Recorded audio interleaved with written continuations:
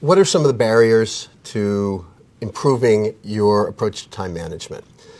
Paradoxically, we hear often, I don't have enough time to learn new things or to pay attention to this.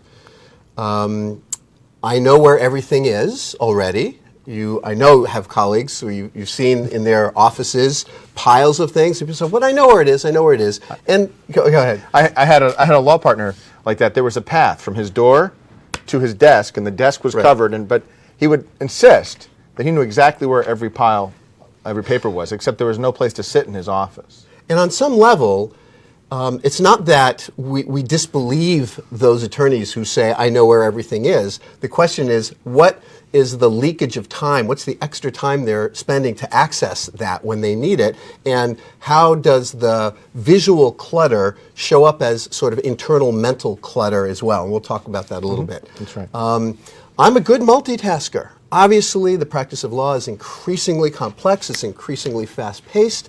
And so we hear folks say, oh, I can juggle lots of things. We have a slide particularly about multitasking that we think will illustrate why focusing for smaller amounts of time on a discrete task or subset of a piece of work is better than multitasking. But this is one of the barriers. And speaking of multitasking, if you're like most of us, you may have us on your screen and be having other windows open or having your email open and just be listening. So if that's you, stop doing that. You're making this investment of time so that you can be better at time. Don't look back at it and say, what did they say again? Use this time now and be thinking about how you can apply this in your practice as we proceed into the 8 fundamentals. And then, of course, the catch-all, if you will, in the resistance to learning new behaviors, that change is difficult. And we're going to be challenging you with a series of activities and new ways of thinking that are going to cause you to feel some discomfort, perhaps. And that's human nature. We all have a tough time with change. So those are some of the internal barriers. What are some of the external barriers? Well, certainly cultural norms. And we're talking in the broadest sense societally that there are increasing trends toward immediacy everywhere, to customization everywhere, such that it's whether it's in the culture at large or in your organization, there's a demand for immediate access, and so there are cultural norms that make it tough to push back against what we call sort of the tidal wave of activity and action and pressure that's coming your way that you feel like you have to constantly push back against. Of course, there's always on technology.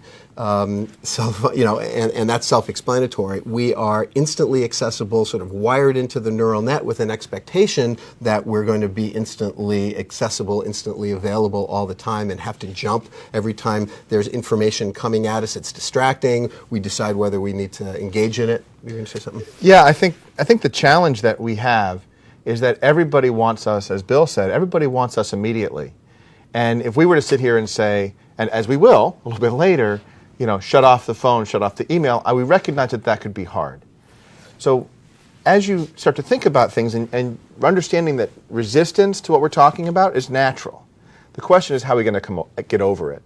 One of the things to think about is when you talk about immediate response is how do you respond immediately? And what does immediate feel like? And we'll talk about some techniques a little bit later for that. So suspend disbelief on the ability to be able to block time for yourself. Right, and then how about demanding clients? And that's obviously it's it's the core of what we do. So we have to serve clients and serve our clients well, and that is it's both a psychological and an actual sort of financial imperative that we have to pay attention. But to Doug's point, is how we're paying attention.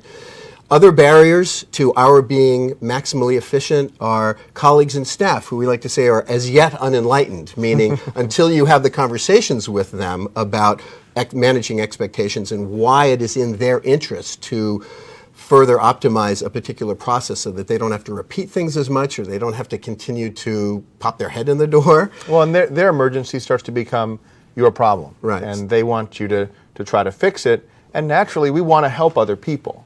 And part of being a lawyer is wanting to help. So knowing when helping the person isn't actually giving them the answer. And that's another thing we'll get to. And then, of course, there's non-negotiable deadlines. Obviously, a court date. That would fall in the category of something that you cannot control. Events like meetings.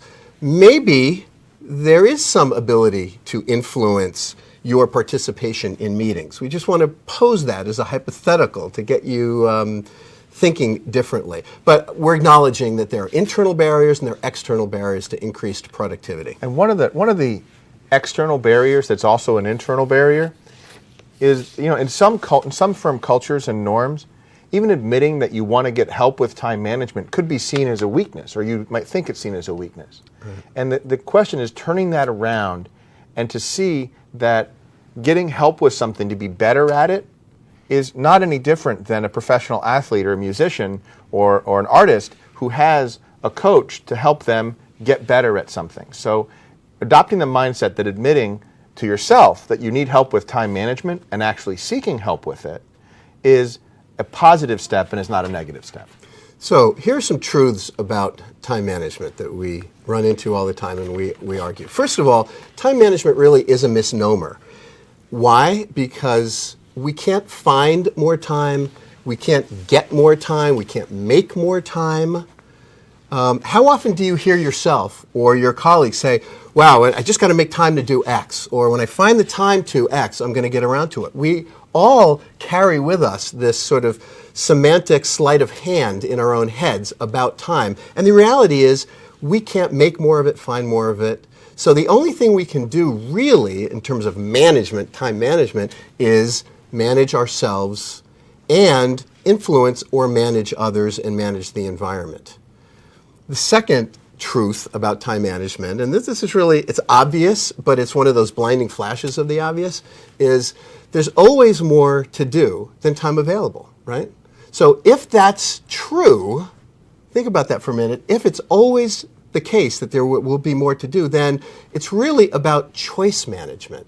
Because you can't manage time, you can manage yourself, we can manage people, and when we manage ourselves, it's really managing our choices moment by moment by moment.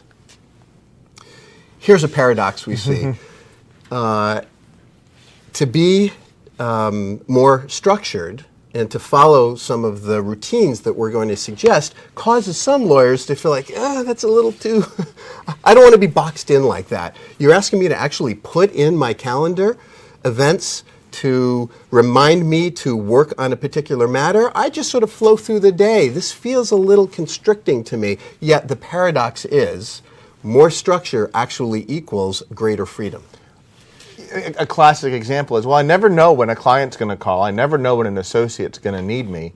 So I can't plan my day. I'll just have my task list and do the best that I can off of the task list, which is an interesting perspective, because if I was going to meet with you as a client, I would put you on the calendar and I would block out time to travel to the meeting, to have the meeting, and to follow up.